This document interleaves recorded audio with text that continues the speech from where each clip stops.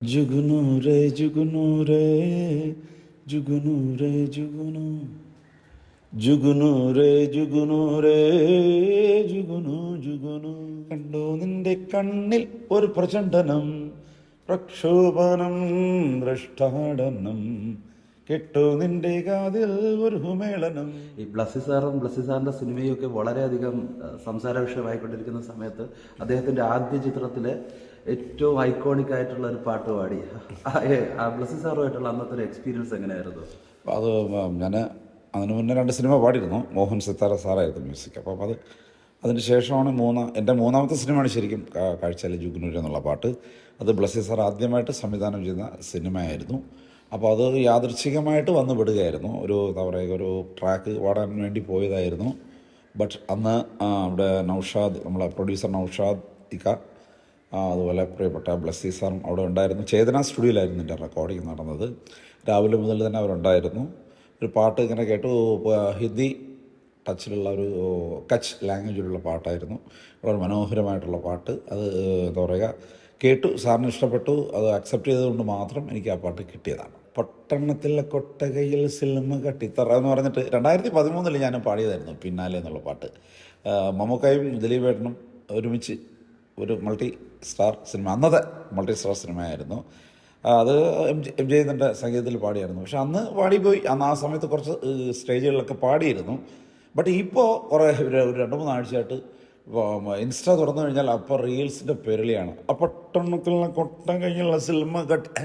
ഞാനപ്പോൾ ആലോചിച്ചത് നമ്മൾ പാടിയ പാട്ടാണല്ലോ എന്ന് ഞാൻ ആലോചിച്ചു. ഇപ്പോൾ സ്റ്റേജിൽ അത് പാടിച്ചിട്ടാണ് വിടുക.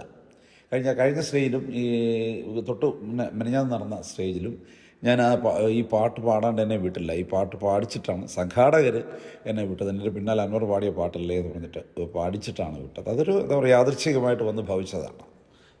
ഈ സിനിമ കരിയർ തുടങ്ങിയിട്ട് എത്ര വർഷമായി സത്യത്തിൽ? സിനിമ സ്റ്റേജിൽ ഗാനമേള സിംഗറായിരുന്നു. ഗാനമേളയ്ക്ക് പാടി 10 വർഷം കഴിഞ്ഞ് ആൾമോസ്റ്റ് 20 വർഷമാകുന്നു. ഓർമ്മ ശരിയാണെങ്കിൽ കാഴ്ചയിൽ പാടിയത് 2004 ഓഗസ്റ്റ് 27 കാഴ്ച റിലീസായത് എന്നാണ് എൻ്റെ ഒരു വിശ്വാസം. അതിനും ഒരു 6 മാസം മുന്നെയാണ് പാടിയത്. പിന്നീട് സിനിമയുടെ ബാക്കി പ്രൊഡക്ഷൻ വർക്കുകളൊക്കെ ഷൂട്ടൊക്കെ കഴിഞ്ഞിറങ്ങിയപ്പം അതിൻ്റെ ഒരു ഇത് വന്നു. എനിക്കൊന്ന് 2004 ജനുവരി ഫെബ്രുവരി ആ സമയങ്ങളിലാണ് പാടിയത്. ഇതുവരെ പാടിയതിൽ ഹൃദയത്തോട് ചേർന്ന് നിൽക്കുന്നൊരു പാട്ട് ഏതാണ്?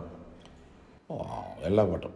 ജുഗ്നൂര് ഒരു മെയിൻ പ്രധാനപ്പെട്ട പാട്ടാണ്. അതിൻ്റെ കൂട്ടത്തിൽ കുറേയധികം പാട്ടുണ്ട്. പറഞ്ഞിട്ടുണ്ട്, പിന്നാലെ ഉണ്ട്, റോമൻസിലെ പെരുന്നാളുണ്ട്, പിന്നെ ചിത്രചേച്ചിയായിട്ട് പാടിയ പിന്നെ വീരാളിപ്പട്ടിലെ പാട്ടുണ്ട്, ഇളനീരിൻ തേൻ കൂടെ എന്നുള്ള പാട്ടുണ്ട്. അങ്ങനെ കുറേയധികം പാട്ടുണ്ട്. ഇപ്പോൾ ജില്ലാലുണ്ട്, പ്രചണ്ഡനമുണ്ട്, പിന്നെ നെയ്മറിലെ പാട്ട്, ശുനകയുവരാജനുണ്ട്. ഇനി വരാനുള്ള പാട്ടുകൾ കുറേ പാട്ടുകളുണ്ട്. ഇപ്പം അൻവറേട്ടനൊരു പാട്ട് തേടി വരികയാണ്, ഒരു സംഗീത സംവിധായകൻ വിളിക്കുന്നു, അല്ലെങ്കിൽ ഒരു സംവിധായകൻ വിളിക്കുന്നു. സ്വാഭാവികമായ ആ പാട്ട് പാടാനായിട്ട് തീരുമാനമെടുത്ത് സ്റ്റുഡിയോയിലേക്ക് എത്തുമ്പോൾ താങ്കളെ ഭയപ്പെടുത്തുന്ന ഒരു വസ്തുത അതിൻ്റെ ലിറിക്സിസ്റ്റാണോ അതോ അതിൻ്റെ സംഗീത സംവിധാനം? ഉദാഹരണത്തിന് ഗിരീഷ് പുത്തഞ്ചേരി സാർ എഴുതിയ വരികൾ പാടിയിട്ടുള്ള ആളായതുകൊണ്ടാണ് ഞാൻ അങ്ങനെ ചോദിച്ചത്.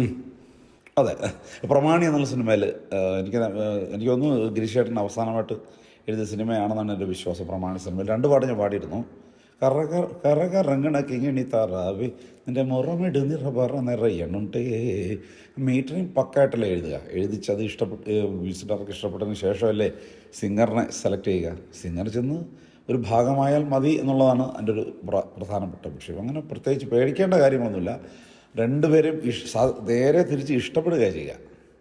ലിറിക്ക് എഴുതിയ ആളെയും മ്യൂസിക് ഡയറക്ടർ നമ്മൾ പൊതുവേ നമുക്ക് പാടാൻ പറ്റുന്ന ആ ഒരു അവസ്ഥയിലാക്കി എടുക്കുന്നതിൽ ഇഷ്ടപ്പെടുകയാണ് ചെയ്യുക. ഒരിക്കലും വെല്ലുവിളിയൊന്നുമില്ല, അങ്ങനെയൊന്നുമില്ല. പാട്ട് ജനിക്കുന്നതിനോടൊപ്പം യാത്ര ചെയ്ത് അത് പാടി തിയേറ്ററിലെത്തുന്നതുവരൊപ്പം നിൽക്കാനായിട്ട് ഏതെങ്കിലും എപ്പോഴെങ്കിലും സാധിച്ചിട്ടുണ്ടോ? സാധാരണ മ്യൂസിക് ഉണ്ടായ ഒരു സംഗീത സംവിധാനം വിളിക്കുന്നു, പാടുന്നു, തിരിച്ചു വരുന്നു, അങ്ങനെ ആദ്യം തൊട്ട് അവസാനം വരെ. അതിനൊരു അപവാദമാണ് ജുഗ്നൂർ എന്നുള്ള പാട്ട്. കാരണം അത് പാട്ട് ഇങ്ങനെ മോഹൻ സാറ് പാട്ടുണ്ടാക്കി, വരികളുണ്ടാക്കി, ഒരു പാടാൻ എന്നെ പഠിപ്പിക്കാൻ തീരുമാനിച്ച് ഞാൻ പാടി കഴിഞ്ഞതിന് ശേഷം ഞാൻ വിട്ടില്ല. സത്യത്തിൽ ഇതിൻ്റെ റീറെക്കോർഡിങ് സമയത്തൊക്കെ ചിത്രാഞ്ജലി സ്റ്റുഡിയോയിലായിരുന്നു. എന്നെ അവിടെയും എന്നെ കുറേയധികം യൂസ് ചെയ്തിരുന്നു. അതായത് 2 ദിവസം കഴിഞ്ഞ് സിനിമ റിലീസാവുന്ന സമയം വരെയും എൻ്റെ വോയിസ് പരമാവധി ആ സിനിമയുടെ ബാക്ക്ഗ്രൗണ്ടിലൊക്കെ യൂസ് ചെയ്തിരുന്നു. അപ്പോൾ അങ്ങനെ ത്രൂ ഔട്ട് ഞാൻ കൂടെ ഉണ്ടായിരുന്നൊരു പാട്ട് കൂടിയാണ് സംഗീത സംവിധായകൻ്റെ കൂടെ ഉണ്ടായിരുന്ന പാട്ടായിരുന്നു ജുഗ്നൂർ എന്നുള്ള പാട്ട്. കൂടെ നിൽക്കുമ്പോൾ അതേ വൈബ്, ആ ഓളം, അങ്ങനെ ഏതെങ്കിലും ഒരു നിമിഷം ജാസി സാറിൻ്റെ കൂടെ ആരെങ്കിലും കൂടെ ഉള്ളൊരു എക്സ്പീരിയൻസ് ഒന്ന് ഷെയർ ചെയ്യാൻ പറ്റുമോ? ജാസി എനിക്കൊന്ന് ഞാൻ സിനിമയിൽ പാടുന്നതിന് മുന്നേ തന്നെ ജാസി ഈ മ്യൂസിക് ചെയ്തിരുന്നു, ലജാവതിക്ക് ചെയ്തിരുന്നു. ആ സമയത്തൊക്കെ ജാസിയുടെ കോറൽ ടീമിലുണ്ടായിരുന്ന ഒരാളായിരുന്നു. ഒരു ജാസിയുടെ പ്രോഗ്രാം ഉണ്ടെങ്കിൽ എന്നെയും കൂടെ വിളിച്ച് കുറേയധികം വേദികൾ ഞങ്ങൾ ഒരുമിച്ച് പാടിയിട്ടുണ്ട്. അപ്പോൾ അത് ആ ഒരു ഇഷ്ടം ജാസിയോടുണ്ട്. അങ്ങനെ എന്നെ യൂസ് ചെയ്യുന്ന ഒരുപാട് ഒരു ഉന്നം പറന്നതിൻ്റെ റീമിക്സ്ഡ് വെർഷനിൽ ഞാൻ പാടിയിരുന്നു. ഉന്നം മറന്നു തെന്നിപ്പറന്ന് ഒന്നും കിനാക്കളെല്ലാം ഞാൻ ജാസിക്ക് കൂടെ പാടിയതായിരുന്നു. അത് ഹരിയാന 2 അല്ലേ, സെക്കൻഡ് വെർഷനിൽ പാടിയിരുന്നു. പക്ഷെ അത് ഫില്ലർ സോങ്ങായി മാറുകയായിരുന്നു. ആ സിനിമയ്ക്ക് വേണ്ടിയാണ് ഷൂട്ട് വോയിസ് എടുത്തതെങ്കിലും പാട്ട് ഇങ്ങനെ കമ്പോസ് ചെയ്തെങ്കിലും പക്ഷേ സിനിമയിലെ പാട്ടുണ്ടായില്ല. ബട്ട് ഈ ഫില്ലർ സോങ് നിങ്ങൾ കേട്ടില്ലേ, ഫില്ലർ സോങ്ങിലൂടെ നിങ്ങൾ കേട്ടതില്ല. അപ്പോൾ അങ്ങനെയൊക്കെ അത് ജാസിയൊക്കെ ആ സമയത്ത് എറണാകുളം നമ്മളെ കൂടെ ഉണ്ടായിരുന്നു. അതിന് മുന്നേയും അതിന് ശേഷമൊക്കെ ജാസിയോടൊപ്പം ഒരുപാട് വേദികൾ ഞങ്ങൾ ഒരുമിച്ച് പാടിയിട്ടുണ്ട്. കന്നഡയെന്നോ തമിഴെന്നോ തെലുങ്കെന്നോ ഭാഷാ വ്യത്യാസമില്ലാതെ എല്ലാവരും അവരുടെ മാതൃഭാഷയിൽ ആസ്വദിച്ച സിനിമകളിൽ ഒന്നാണ് KGF. കാരണം ക്വാളിറ്റി പ്രൊഡക്ഷനായിരുന്നു. ഈ അതുവരെ ഉണ്ടായിരുന്ന ഡബ്ബിംഗ് സിനിമകൾക്കൊക്കെ അപവാദം എന്ന് പറയുന്ന തരത്തിൽ മനോഹരമായിട്ട് അത് ഓൺ ലാംഗ്വേജ് പോലെ തോന്നി. അതിലൊരു പാട്ട് പാടി. ആ ഒരു എക്സ്പീരിയൻസ് എങ്ങനെയായിരുന്നു? KGF 2 മലയാളം വെർഷൻ 2 പാട്ടുകൾ ഞാൻ പാടിയിരുന്നു. ഞങ്ങൾ ഒരു ടീമായിരുന്നു. ഞാൻ, വിപിൻ സേവർ ഉൾപ്പെടെയുള്ള ഒരു 4-5 സിംഗേഴ്സ് അടങ്ങുന്ന ഒരു ടീമായിരുന്നു. അത് വളരെ മനോഹരമായിട്ട് നമ്മളെ യൂസ് ചെയ്തു. രവി ബസ്റൂർ എന്ന് പറയുന്ന സംഗീത സംവിധായകൻ നമ്മളെപ്പോലുള്ള സിംഗേഴ്സിനെ യൂസ് ചെയ്യുകയായിരുന്നു. അപ്പോൾ അതിൻ്റെ ഔട്ട്പുട്ട് കിട്ടുകയും ചെയ്തു. പക്ഷേ മലയാളത്തിൽ അതായത് പലപ്പോഴും ഡബ് ചെയ്ത് വരുന്ന സിനിമകളിലെ പാട്ടുകൾ നമുക്കൊരു ഏച്ച് കിട്ടൽ ഫീൽ ചെയ്യും. പക്ഷേ ഈ KGF 2 അങ്ങനെ ഒരു ഫീലില്ല. ക്ലീനായിരുന്നു പുള്ളിയുടെ. അത് എൻ്റെ പ്രധാനപ്പെട്ട കാരണം അദ്ദേഹത്തിൻ്റെ തന്നെ സ്റ്റുഡിയോയിൽ ചെന്ന് ഞങ്ങൾ പാടിയത് കൊണ്ടാണ്. അദ്ദേഹത്തിൻ്റെ തന്നെ കറക്റ്റ് സൗണ്ടിങ്സിൽ നമ്മളെ സൗണ്ട് എടുത്തത് കൊണ്ടുകൂടിയാണ്, ആ ഒരു സ്റ്റുഡിയോയിൽ തന്നെ എടുത്തതുകൊണ്ടുകൂടിയാണ് ആ ഒരു പൂർണ്ണത ആ പാട്ടിന് വരികയും നമുക്ക് അതിൻ്റേതായിട്ടുള്ള ഒരു ബെനിഫിറ്റ്സ് ഉണ്ടാവുകയും ചെയ്തത്. അല്ല, ആൾ ഭയങ്കര മിടുക്കനാണ്. നമുക്ക് എന്താ പറയുക, ഒരു ഉത്തേജനം തരുന്നൊരു വ്യക്തിയാണ്. അങ്ങനെ എന്താ പറയുക, ഒരു മസിൽ പിടുത്തോ, ഞാൻ മ്യൂസിക് ഡയറക്ടർ, ഒരു പാട്ടുകാർ, നമ്മളെ പാട്ടുകാരെ എൻ്റെ അണ്ടറിൽ അങ്ങനെയൊന്നുമില്ല. ഒരു നല്ല ഫ്രണ്ട്ലി മൂഡായിരുന്നു. പുള്ളിയുടെ വീടിന് ചേർന്ന് തന്നെയാണ് സ്റ്റുഡിയോ. അപ്പോൾ നല്ല ഇതായിരുന്നു. പാട്ട് പഠിക്കാൻ സെപ്പറേറ്റ് സ്റ്റുഡിയോ, സെപ്പറേറ്റ് പാട്ടുകൾ പറഞ്ഞു തരാൻ പ്രത്യേകം ആളുകൾ. അപ്പോൾ അങ്ങനെയൊക്കെയുള്ളൊരു വീട്ടിൽ നല്ലൊരു ഫ്രണ്ട്ലി മൂഡിൽ എടുത്തുകൊണ്ട് കൂടിയാണ് ആ പാട്ട് അങ്ങനെ വന്നത്. പക്ഷേ അതിൻ്റെ തൂഫാൻ എന്നുള്ള പാട്ട്, തൂഫാനും സുൽത്താനും 2 പാട്ടാണ് വിഷ്വൽ ചെയ്തിരുന്നു. പക്ഷേ അത് ലിപ് സിങ്ക് ഔട്ട് ആയിട്ട് അതിൻ്റെ വിഷ്വൽ വരാണ്ട് പോവുകയായിരുന്നു. അങ്ങനെയും കുറേ പരീക്ഷണങ്ങളാണ് നടത്തിയിരുന്നു. പക്ഷെ അത് വന്നില്ല. തൂഫാൻ തൂഫാൻ ഇടിമിന്നലിന്നു തടയിട്ടവനെ തൂഫാൻ തൂഫാൻ തൂഫാൻ തൂഫാൻ ചിറകെട്ടിടുന്ന നെടുനായകനെ അനുഭവം. KGF കാര്യം പറയുമ്പോൾ പഴയ അല്ലു അർജുൻ ചിത്രങ്ങളുടെ കാര്യങ്ങൾ വിട്ടുപോകാതെ എനിക്ക് തോന്നുന്നു സ്ഥിര സാന്നിധ്യമായിരുന്നു. മിക്ക അല്ലു അർജുൻ സിനിമകളിലും പാടിയിട്ടുണ്ട്. ആര്യയിലാണ് തുടങ്ങിയത്. ഒരു ചേഞ്ച് ആദ്യം പ്രണയമായെന്നൊരു സിനിമ, പക്ഷെ അതിലെനിക്ക് പാടാൻ പറ്റില്ല. പക്ഷെ അല്ലു വന്നത് ആര്യയിലാണ്. അപ്പോൾ ആര്യയിൽ തന്നെ ഞാൻ പാടിയിരുന്നു. അല്ലുവിൻ്റെ ഒരു ആര്യ പ്രൗഡ് ഓഫ് യൂത്ത് എന്ന് പറഞ്ഞിട്ട് ഒരു പാട്ടുണ്ടായിരുന്നു. അതിൽ ഞാനും സൈനവരും കൂടെ ഒരു പാട്ട് പാടിയിരുന്നു. അതിൻ്റെ പടിയായിട്ട് ഹാപ്പി ചൽ ചൽ രേ ചൽ മേരെ സാഥി, ഞാനിപ്പോൾ ഹൈദരാബാദി എന്നുള്ള പാട്ടൊക്കെ പാടിയിരുന്നു. Happy cinema. അങ്ങനെ കുറേയധികം സിനിമകളിൽ ഞാൻ പാടിയിരുന്നു. മിക്കവാറും ഡബ് ചെയ്ത് വരുന്ന മലയാളത്തിൽ വരുന്ന സിനിമകളിൽ ഒരു പാട്ട് എനിക്ക് പലപ്പോഴും കിട്ടാറുണ്ട്. ഈ പാട്ട് ഹാപ്പിയിലെ ഈ പാട്ട് ഇപ്പോൾ ഭയങ്കര ട്രെൻഡിങ്ങാണ്. കാരണം സംഭവം കാണുന്നുണ്ട്.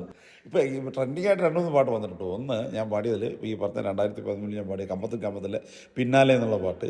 അപ്പോൾ റീൽസ് ഇങ്ങനെ എടുത്തല്ല. ഇപ്പം ചിലമുറ സാത്തി ഇപ്പോൾ ആളുകൾ എടുത്ത് തുടങ്ങിയെന്ന് തോന്നുന്നു. അതും ഈ പ്രേമലൂരിൽ ഇങ്ങനെ ഒരു സംഭവം, ആ നായകൻ എന്നെ പാടി പോകുന്ന ഒരു ഞാൻ ആലോചിച്ചേ, ഞാൻ പാടിയ പാട്ടല്ലേ ഇത്. ഞാൻ കഴിഞ്ഞ ആഴ്ച ആ പടം കണ്ടിരുന്നു. അപ്പോൾ അങ്ങനെയൊക്കെ വന്നിട്ടുണ്ട്. ഡബ്ഡ് ആയിട്ട് വരുന്ന സിനിമകളിലെ പാട്ടിനും പ്രാധാന്യമുണ്ട് എന്നുള്ളതാണ്.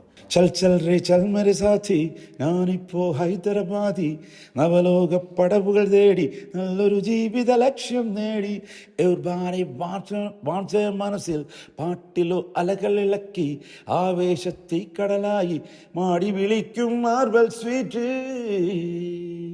ഈ വളരെ ഗംഭീര സോങ്ങുകൾ പാടിയിട്ടുണ്ടെങ്കിലും അതായത് ആൾക്കാർ അധികം ശ്രദ്ധിച്ചില്ല എന്നാൽ എപ്പോഴും ശ്രദ്ധിച്ചൊരു പാട്ടാണ് ഈ സൺഡേ ഹോളിഡേയില്.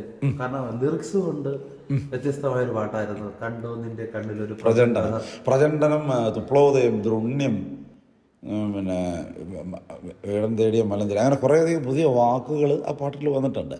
അത് എൻ്റെ ജിസ്മോൻ ജോയുടെ തന്നെ ഒരു എന്താ പറയുക, അദ്ദേഹത്തിൻ്റെ തന്നെ വരികളായിരുന്നു. ഒരു അർത്ഥമില്ലാത്ത കുറേ വാക്കുകൾ വെച്ചിട്ട് പാട്ടുണ്ടാക്കണം എന്നുള്ള തീരുമാനമായിരുന്നു. ദീപക് ദേവും ജിസ്മോൻ ജോയും കൂടെ ആയിരുന്നു. അദ്ദേഹത്തിനാണ് എഴുതിയത്, ജിസ്മോനാണ് എഴുതിയത്. ദീപക് ദേവ് മ്യൂസിക് ചെയ്തിട്ട് ഇത് പാടാൻ പറ്റിയ ഒരാളെ വിളിക്കണമല്ലോ എന്നുള്ള സെറ്റപ്പിൽ പെട്ടെന്ന് ദീപകിൻ്റെ മനസ്സിൽ വന്ന് എന്നെ ആയിരുന്നു. ഞാൻ ചെന്നപ്പോൾ ഇവർ രണ്ടുപേരും ലിറിക്സൊക്കെ എഴുതി ഇങ്ങനെ വെച്ചിരിക്കും. ഞാൻ പറഞ്ഞാൽ എന്ത് പാട്ടാണെന്ന് ചോദിച്ചു. അങ്ങനെ ഒരു സംഭവമാണ്, സിറ്റുവേഷൻ അങ്ങനെയാണ്. അതിനോട് പാടിയാൽ മതി, കയറി പാടാമെന്ന് പറഞ്ഞു. അങ്ങനെ കയറി പാടി സംഭവം വേറൊരു ലെവലായി. ഇപ്പോഴും എല്ലാ വേദികളിലും ആ പാട്ട് ഞാൻ പാടാറുണ്ട്. ആളുകൾക്ക് ഭയങ്കര ഇഷ്ടമാണ് ആ പാട്ട്. അങ്ങനെ ഒരു അർത്ഥമില്ലാത്ത വാക്കുകളാണെങ്കിലും സിനിമ കാണുന്നവർക്ക് ആ പാട്ട് മനസ്സിൽ ഇങ്ങനെ നിൽക്കും. കണ്ടു നിന്റെ കണ്ണിൽ ഒരു പ്രചണ്ഡനം, പ്രക്ഷോഭനം ദൃഷ്ടാടനം, കേട്ടു നിന്റെ കാതിൽ ഒരു ഹുമേളനം, ദൃംഷ്ടാപമായി തുപ്ലോദയം, ഇങ്ങനെയൊക്കെ കുറേ വാക്കുകളാണ്. തിരുവനന്തപുരത്തിൻ്റെ പൂന്തുറ എന്ന് പറയുന്ന സ്ഥലമാണ് സ്വദേശം. ഒരു പാട്ടുകാരനാണോന്ന് ആഗ്രഹിച്ചു. അതുപോലെ തന്നെ മുന്നൊരു ഇൻ്റർവ്യൂവിൽ പറഞ്ഞ 5 അമ്മമാരുടെ അഭിമാനവും അവർക്ക് അഹങ്കാരത്തോടുകൂടി അന്തസ്സോടുകൂടി നാട്ടുകാരുടെ എൻ്റെ മകൻ പാട്ടുകാരനാണ്, അൻവറാണ് എന്ന് പറയാം. മാത്രമല്ല അൻവറാട്ടിനെ കുറിച്ച് ഇവിടെ പൂന്തറ വന്നിട്ട് ഞാൻ വിളിക്കാതെ കാരണം എല്ലാവർക്കും അറിയാം അൻവറാട്ടിൻ്റെ വീട് അതെ, അവിടെ കയറി തെക്കിലേക്ക് തിരിച്ചാൽ അതുകൊണ്ട് അവരെ നാട്ടുകാരെയും വീട്ടുകാരെയും ഒന്നും ഓർക്കാതെ നമുക്ക് അവസാനിപ്പിക്കാൻ പറ്റില്ലല്ലോ. ഇല്ല അത് ഫാമിലി എന്താ പറയുക, ഇവിടെ ആർട്ടിസ്റ്റ് എന്നുള്ള നിലയ്ക്ക് നമ്മൾ ഈ കുടുംബത്തിനകത്ത് ഈ പറഞ്ഞ 5 അമ്മമാരാ. ഉമ്മച്ചി മരിച്ചുപോയി, ഉമ്മച്ചിയുടെ ചേച്ചി, ഈ ഉമ്മച്ചിയുടെ അനിയത്തിമാർ 3 പേര്, അങ്ങനെ 5 അമ്മമാർ ആണ്. ഭയങ്കര സ്നേഹമാണ് എൻ്റെ അടുത്ത്.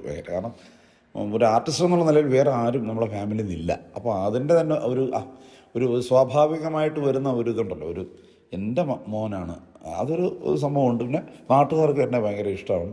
ഞാൻ ഇങ്ങനെയൊക്കെ കുറച്ച് സിനിമകളൊക്കെ പാടിയിട്ടും ഇവിടം വിട്ട് പോയില്ല. സാധാരണഗതിയിൽ എറണാകുളത്ത് അവിടെയൊക്കെ സെറ്റിലാവാറ്, പക്ഷെ ഞാൻ ഇവിടെ വിട്ട് പോയില്ല. അതിൻ്റെയും കൂടെ ഒരു സ്നേഹമൊക്കെ ആളുകൾക്ക് എൻ്റെ അടുത്തൊക്കെ ഉണ്ട്. ഞാൻ ഇങ്ങനെ ഇവിടെ തന്നെ ഉണ്ട്, നമ്മളെ കൂട്ടത്തിലൊരു ചെറുക്കൻ, ഒരു പയ്യൻ എന്നുള്ള ഒരു ചിന്ത നാട്ടുകാർക്കുണ്ട്, വീട്ടുകാർക്കുണ്ട്, സഹോദരങ്ങൾക്കുണ്ട്, ഭാര്യ മക്കൾ ഉൾപ്പെടെയുള്ള എല്ലാവർക്കും ഉണ്ട്.